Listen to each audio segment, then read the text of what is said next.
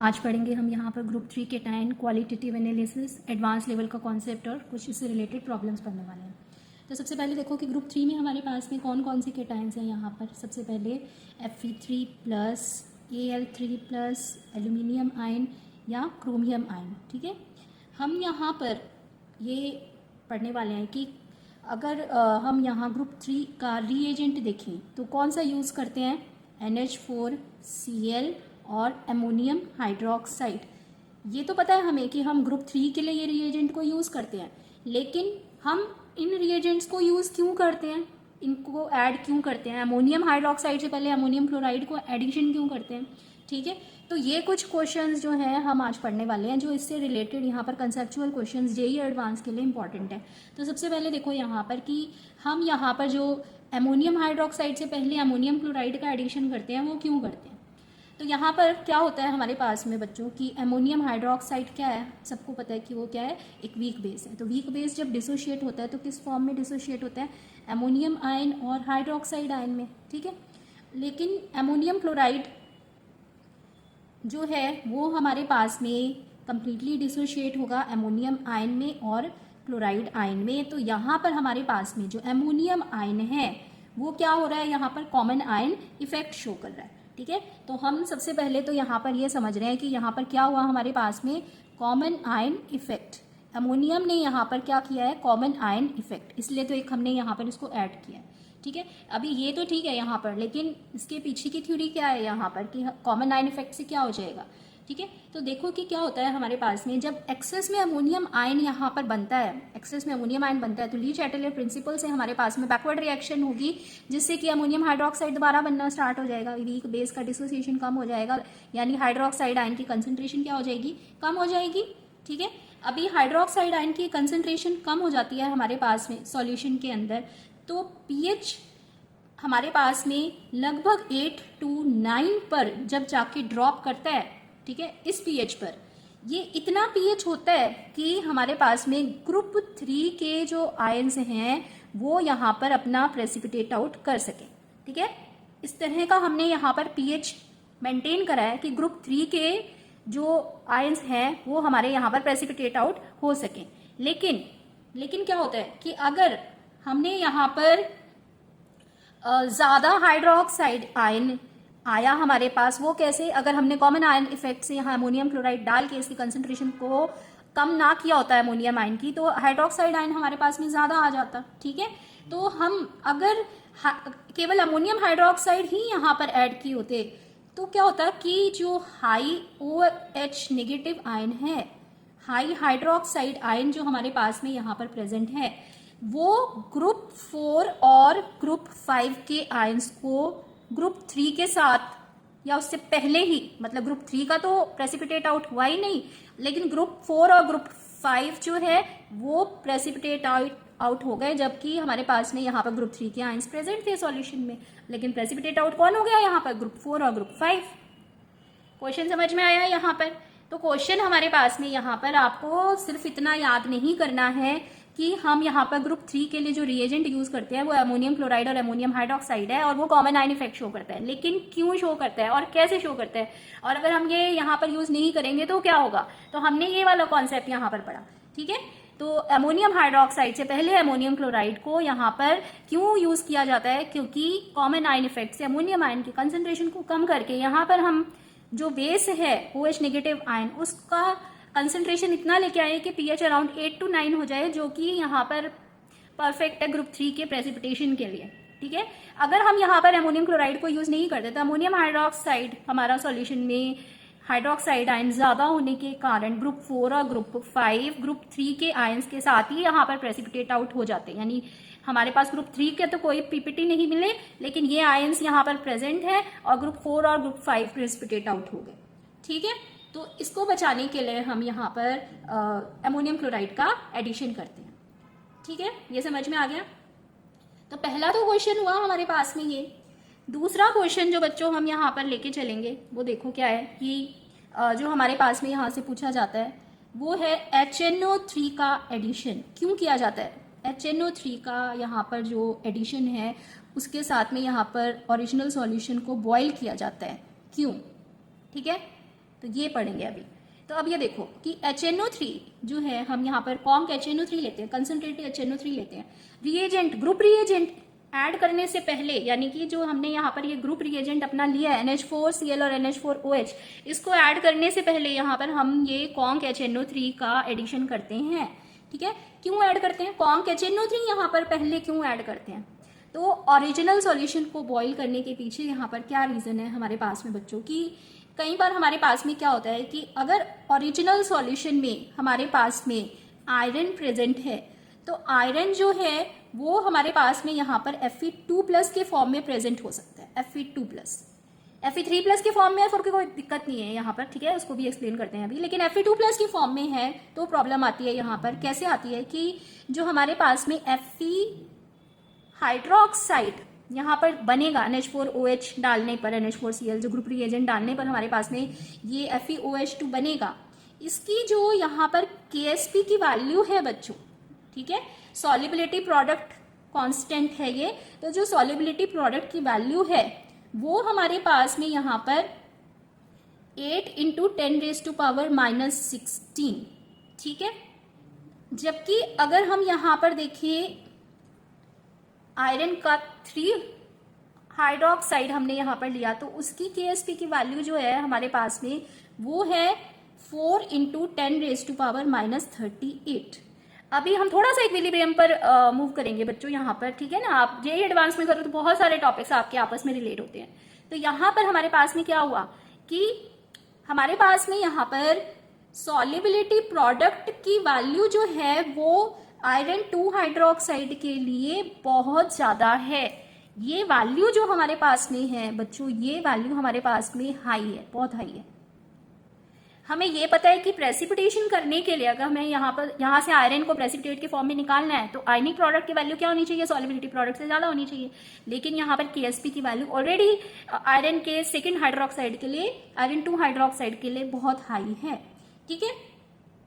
तो अब यहाँ पर क्या होगा कि हमारे पास में जो हम बफर सॉल्यूशन यहाँ पर प्रोवाइड कर रहे हैं बच्चों, देखो जो हम यहाँ पर बफर सॉल्यूशन दे रहे हैं उससे जो हमें यहाँ पर लो OH नेगेटिव आयन मिलेगा, किससे मिलेगा यहाँ पर ये लो OH negative ion, buffer solution से, जो हमने यहाँ पर सॉल्यूशन में बफर सॉल्यूशन NH4OH से ऐड किया है। ये यहाँ पर Fe2+ को तो प्रेसिपिटेट आउट नहीं कर पाएगा, ठीक है। तो होगा क्या, अगर ये प्रेसिपिटेट आउट नहीं कर पा रहा तो हम इसको फिर यहाँ से निकालेंगे कैसे? जो हमारे को ओरिजिनल सॉल्यूशन में अगर ये मिला हुआ है तो Fe आयरन को हम ग्रुप 3 से बाहर कैसे प्रेसिपिटेट आउट करेंगे? तो इसके लिए हमने यहाँ पर क्या किया बच्चों कि Fe2+ जो है, ठीक है, Fe2+ की रिएक्शन कर दी हमने कॉन्क HNO3 से, इसीलिए हमने इसको पहले यूज किया है।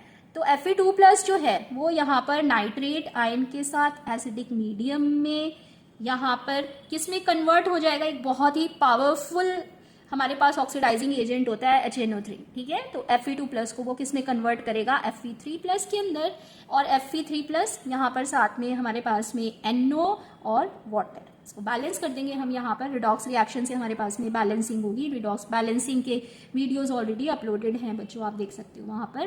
तो ये हमारे पास में यहाँ पर रिएक्शन के अंदर Fe2+ जो है वो किस में कन्वर्ट हो गया, Fe3+ के अंदर, ठीक है। तो यहाँ पर Fe3+ तो FeOH होल थ्राइस के फॉर्म में, आयरन हाइड्रोक्साइड के फॉर्म में यहाँ पर प्रेसिपिटेट आउट हो जाएगा आराम से। यहाँ पर अगर डायरेक्ट प्रेजेंट है तो हो ही सकता है, और अगर नहीं है तो हम यहाँ पर इसको कॉन्क HNO3 के साथ रिएक्शन करके Fe2+ को Fe3+ में कन्वर्ट करके फिर प्रेसिपिटेट आउट कर देंगे। तो ये हमारे पास में यहाँ पर मिल जाएंगे बच्चों इसके रेडिश ब्राउन PPT, ठीक है। क्या मिले हमें यहाँ पर इसके रेडिश ब्राउन जिलेटिनस PPT मिले हैं FeOH होल थ्राइस के, ठीक है। तो ये बना आपके पास में यहाँ पर एक सेकंड क्वेश्चन इससे रिलेटेड। यहाँ पर जो हम ग्रुप 3 केटायन की क्वालिटेटिव एनालिसिस कर रहे हैं उससे रिलेटेड हमारे पास में ये हमारे पास सेकंड क्वेश्चन बना O2। तो थर्ड टाइप ऑफ क्वेश्चन जो हमारे पास में आ रहा है यहाँ पर बनकर वो है amphoteric separation using NaOH plus H2O2, ठीक है। अब ये देखो हमारे पास में यहाँ पर बच्चों जो हाइड्रोक्साइड है उसकी तो हमें यहाँ पर PPT मिल गए, जो हमने रिएजेंट यूज किया था ना, ग्रुप रिएजेंट अपना। तो उसके हमें यहाँ पर आयरन हाइड्रोक्साइड के, एल्यूमिनियम हाइड्रोक्साइड के और क्रोमियम हाइड्रोक्साइड के हमें यहाँ पर पीपीटी जो है वो मिल गए। अब हमें यहाँ पर इनको सेपरेट करना है। तो सेपरेट करने के लिए बच्चों यहाँ पर जो हमें पीपीटी मिल रहे हैं, इनको यहाँ पर हम क्या करेंगे, किस तरह से इनको सेपरेट करेंगे। तो सबसे पहले तो यहाँ पर एक चीज़ देखो कि हमारे पास में जो आयरन हाइड्रोक्साइड है, आयरन हाइड्रोक्साइड की नेचर है यहाँ पर बच्चों बेसिक। अगर ये बेसिक नेचर का है तो ये यहाँ पर बेस के साथ और H2O2 के साथ में तो रिएक्ट करेगा ही नहीं, ठीक है। तो ये ऐसे का ऐसे ही यहाँ हमारे पास में रेडिश ब्राउन कलर का बना रहेगा, ठीक है। रेडिश ब्राउन के जो हमें पीपीटी मिले थे रिएक्शन करने के बाद वो ऐसे ही बने रहेंगे। इसका रीज़न समझो यहाँ पर, क्योंकि ये हमारे पास में एक बेसिक सॉल्यूशन है आयरन हाइड्रोक्साइड। लेकिन इस केस में एल्यूमिनियम हाइड्रोक्साइड के केस में आपने ये पढ़ा भी है थोड़ा छोटे क्लासेस में कि एल्यूमिनियम हाइड्रोक्साइड हमारे पास में एम्फोटेरिक बेस होता है, ठीक है ना। ये क्या होता है, हमारे पास में एम्फोटेरिक बेस है। तो एम्फोटेरिक बेस होने के कारण यहाँ पर ये बेस से रिएक्ट कर सकता है। तो एल्यूमिनियम हाइड्रोक्साइड जो है हमारे पास में, वो हमारे पास हाइड्रोक्साइड आयन के साथ में रिएक्ट करके क्या बना देगा यहाँ पर, टेट्रा हाइड्रोक्सो एल्यूमिनेट, ठीक है। टेट्रा हाइड्रोक्सो एल्यूमिनेट यहाँ पर हमारे पास में बना देगा। तो ये जो हमारे पास में अभी यहाँ पर बना बच्चों, ये टेट्रा हाइड्रोक्सो एल्यूमिनेट, ठीक है। ये क्या है हमारे पास में यहाँ पर, ये एक कलरलेस सॉल्यूशन है। ये एक कलरलेस सॉल्यूशन हमारे पास में यहाँ पर जनरेट हुआ है, ठीक है। अब देखते हैं क्रोमियम हाइड्रोक्साइड बच्चों। तो क्रोमियम हाइड्रोक्साइड क्या है हमारे पास में, इसकी नेचर भी एम्फोटेरिक है। एम्फोटेरिक के साथ साथ यहाँ पर ये रिडॉक्स रिएक्शन भी स्टार्ट करता है, ठीक है। तो होगा क्या यहाँ पर हमारे पास में, देखो इसके अंदर हमारे पास में यहाँ पर ये बेस में डिसॉल्व होगा, ठीक है। ये हमारे पास में यहाँ पर बेस में डिसॉल्व होगा। कैसे होगा, देखो क्रोमियम हाइड्रोक्साइड आयन के साथ डिसॉल्व करके यहाँ पर बना देगा CrO4 नेगेटिव, ठीक है। CrO4 नेगेटिव, साथ के साथ ये H2O2 से भी रिएक्ट कर रहा है, ठीक है। हाइड्रोक्साइड आयन से भी और H2O2 से भी रिएक्ट करके यहाँ पर CrO4 नेगेटिव इसमें कन्वर्ट हो रहा है। ये यहाँ पर हम इसको बैलेंस करेंगे, रिडॉक्स रिएक्शन से इसकी बैलेंसिंग करेंगे, ठीक है। तो मैं यहाँ पर डायरेक्ट कर दे रही हूँ अभी। आप इसको रिडॉक्स रिएक्शन में बैलेंसिंग की वीडियोस देख सकते हो कि हम लोग कैसे इसकी बैलेंसिंग करते हैं। तो ये हमारे पास में यहाँ पर हो गई इसकी बैलेंस्ड केमिकल रिएक्शन। अब यहाँ पर हमारे पास हमने क्या देखा बच्चों कि हमारे पास में यहाँ पर क्या बन के आया है, ये देखो, ये हमारे पास में यहाँ पर CrO4 नेगेटिव बन के आया है, ठीक है। ये क्या बना रहा है यहाँ पर, येलो सॉल्यूशन। जैसे कि आपने यहाँ देखा कलरलेस सॉल्यूशन हमारे पास में बना था, और यहाँ पर हमारे पास में क्या बना है, येलो सॉल्यूशन बना है। सेपरेट हो गया, ये हमने बोला कि ये क्या हो गए, आपस में सेपरेट हो गए। अब यहाँ पर जो है ये क्वेश्चन पूछेगा कैसे, ठीक है। ये तो आपका बेसिक एम्फोटेरिक सेपरेशन है यहाँ पर कि कौन किससे रिएक्ट कर रहा है, लेकिन हमारे पास में जो क्वेश्चन बने वो क्वेश्चन बनेंगे क्या। तो सबसे पहले तो देखो हमारे पास में यहाँ पर जो एल्यूमिनियम हाइड्रोक्साइड है बच्चों, यहाँ पर एल्यूमिनियम हाइड्रोक्साइड, इस एल्यूमिनियम हाइड्रोक्साइड के लिए हम करते हैं यहाँ पर lake test, blue lake test, ठीक है। एल्यूमिनियम हाइड्रोक्साइड जो हमारे पास में यहाँ पर बना है, इसका कंफर्मेटरी टेस्ट जो यहाँ पर होगा वो क्या होगा, ब्लू लेक टेस्ट। कैसे होगा, देखो कि हम यहाँ पर एल्यूमिनियम का लेक टेस्ट क्या होता है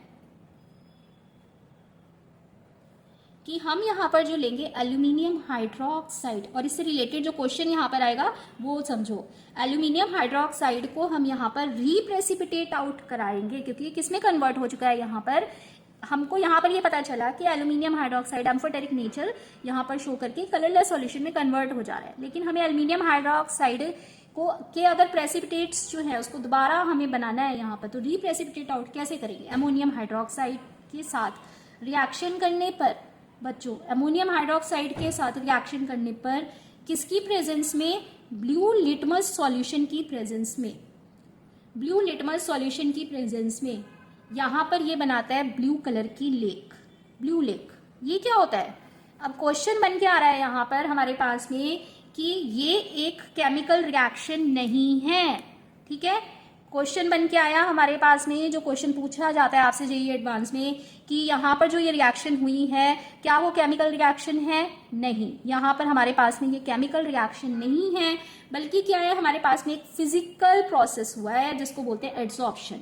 क्योंकि हमारे पास में यहाँ पर बच्चों एल्यूमिनियम हाइड्रोक्साइड जो है वो जिलेटिनस नेचर का है, ठीक है। जिलेटिनस नेचर के कारण ये अपने लार्ज सरफेस एरिया पर ही एड्सॉर्प्शन शो करेगा ब्लू डाई का। जो ब्लू डाई हमारे पास में यहाँ पर हमने यूज किया है ना, वही ब्लू डाई जाकर एल्युमिनियम हाइड्रोक्साइड के लार्ज सरफेस एरिया के पीपीटीज, जिलेटिनस पीपीटीज में एड्सॉर्ब हो जाएगी, ठीक है।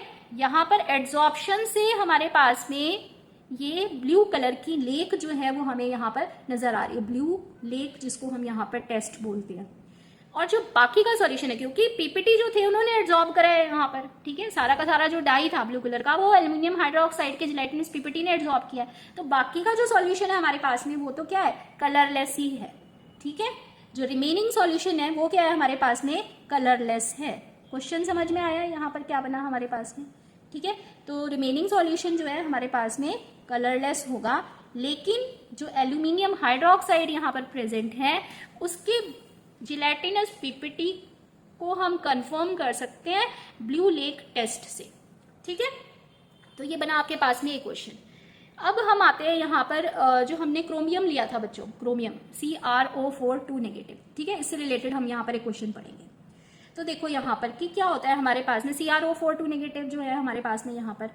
अब ये यहाँ पर क्वेश्चन क्या बन के आ रहा है बच्चों, यहाँ पर वो देखो कि यहाँ पर क्वेश्चन ये पूछा जाता है बच्चों कि हमारे पास में इसकी ऑक्सीडेशन स्टेट क्या है, ठीक है। CrO4 नेगेटिव में सबसे इंपॉर्टेंट ये जो यहाँ से क्वेश्चन बन रहा है वो ये है कि हमारे पास में CrO4 नेगेटिव में क्रोमियम की ऑक्सीडेशन स्टेट क्या है, ठीक है। इसके लिए हमें यहाँ पर इसका स्ट्रक्चर समझना है। तो हमारे पास में इसका स्ट्रक्चर समझना है, हमें इसकी जो रिएक्शंस हो रही हैं आगे वो समझनी है। तो देखो यहाँ पर, तो सबसे पहले देखो यहाँ पर कि CrO4 नेगेटिव जो है, CrO4 नेगेटिव जो है, ठीक है, इसको हम एसिडिफाई करके H2O2 के साथ में रिएक्शन करा रहे हैं, जिससे कि हमारे पास में ये एक अनस्टेबल इंटेंस ब्लू कलर का यहाँ पर क्रोमियम पेंटाऑक्साइड में कन्वर्ट हो जा रहा है क्रोमियम।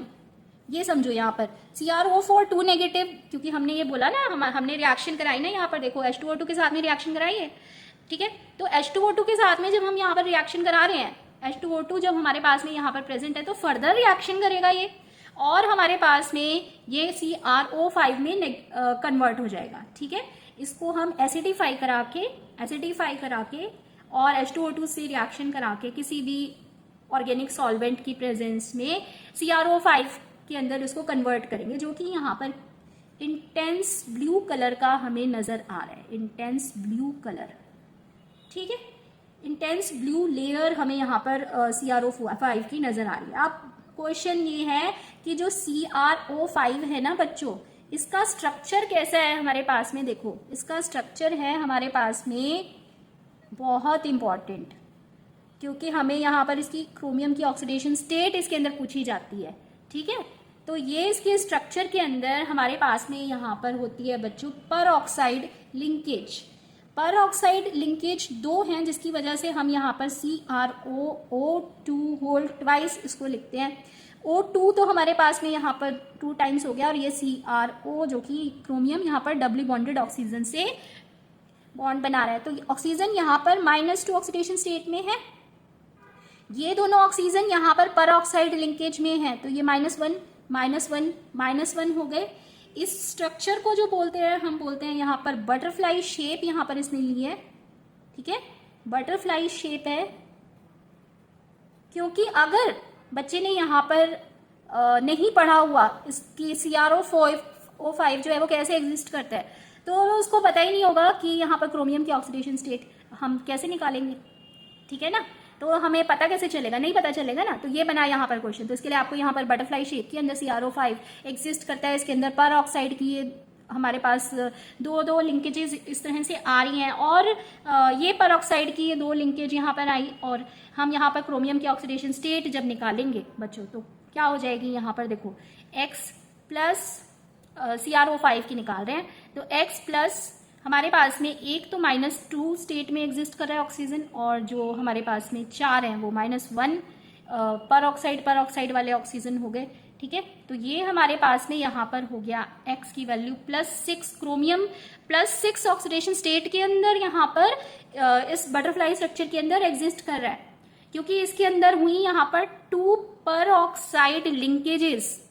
तो ये बहुत ही ज्यादा पूछे जाने वाला क्वेश्चन है, ठीक है। इसमें तो 2 पर ऑक्साइड लिंकेज के कारण हमारे पास में यहाँ पर जो ऑक्सीडेशन स्टेट, बच्चा जब MCQs में पूछा जाएगा या क्वेश्चन आपसे पूछा जाता है तो यहाँ पर कंफ्यूजन इस चीज में आएगा कि CrO5 का अगर स्ट्रक्चर नहीं पता तो गलत हो जाएगा, ठीक है। इसके लिए तो स्ट्रक्चर आपको पता होना चाहिए, तो ऑक्सीडेशन स्टेट यहाँ पर आपकी सही निकल कर आएगी। तो क्रोमियम की ऑक्सीडेशन स्टेट यहाँ पर क्या है, +6 के फॉर्म में ये एग्जिस्ट कर रहा है, ठीक है। तो यहाँ पर इसने रिडॉक्स रिएक्शन भी शो की है। तो हमने जब यहाँ पर एम्फोटेरिक सेपरेशन की थी बच्चों, तो एम्फोटेरिक सेपरेशन के अंदर हमने बोला कि क्रोमियम के केस में हमारे पास में यहाँ पर क्या हो रहा है, यहाँ पर हमारे पास में रिडॉक्स भी और एम्फोटेरिक भी दोनों चीजें हो रही हैं, ठीक है। ये चीज ध्यान रखना है, यहाँ पर हमारे पास में यहाँ एम्फोटेरिक नेचर भी इसने शो करी, क्योंकि OH नेगेटिव से भी रिएक्ट किया, और रिडॉक्स भी शो किया इसने, ठीक है। Change in reduction and oxidation after reaction. तो ये थे कुछ क्वेश्चंस जो आपके यहाँ पर बन रहे हैं कंफर्मेटरी टेस्ट के साथ में। और एक और जो क्वेश्चन आपसे ज़्यादातर पूछा जाता है, एक क्वेश्चन और बताती हूँ कि हमसे ये पूछा जाता है बच्चों की आयरन जो है Fe3+ जो है, जब हम इसका कंफर्मेटरी टेस्ट करते हैं तो यहाँ पर ये thiocyanate, iron thiocyanate blood red complex बनाता है। तो कोऑर्डिनेशन नंबर यहाँ पर बताओ आयरन का क्या होगा उस कॉम्प्लेक्स में, ठीक है। तो क्या होगा यहाँ पर, ये जो क्वेश्चंस है ना आपके, ये आपको यहाँ पर बहुत सारे चैप्टर्स आपके एक साथ कवर हो रहे हैं बच्चों उनके अंदर, ठीक है, क्योंकि एडवांस में तो फिर आपको काफ़ी सारी चीज़ें कवर करनी होती हैं। अब देखो यहाँ पर हमारे पास में ये थायोसाइनेट और वाटर के 5 लिगेंड्स जो हैं वो कोऑर्डिनेशन कॉम्प्लेक्स के अंदर यहाँ पर आ रहे हैं, ठीक है, वाटर के 5 लिगेंड्स। तो ये जो है हमारे पास में कोऑर्डिनेशन नंबर यहाँ पर आयरन का, और किस फॉर्म के अंदर यहाँ पर ये एग्जिस्ट कर रहा है, कोऑर्डिनेशन फॉर्मूला क्या है इसका, ये भी पूछा जाता है। ये जो कॉम्प्लेक्स हमारे पास में यहाँ पर बना है, ये है ब्लड रेड कलर का थायोसाइनेट आयरन का कॉम्प्लेक्स, ठीक है। तो ये कुछ क्वेश्चंस थे यहाँ पर जो बहुत इंपॉर्टेंट है आपके ग्रुप 3 के कैटायनिक एनालिसिस के लिए बच्चों।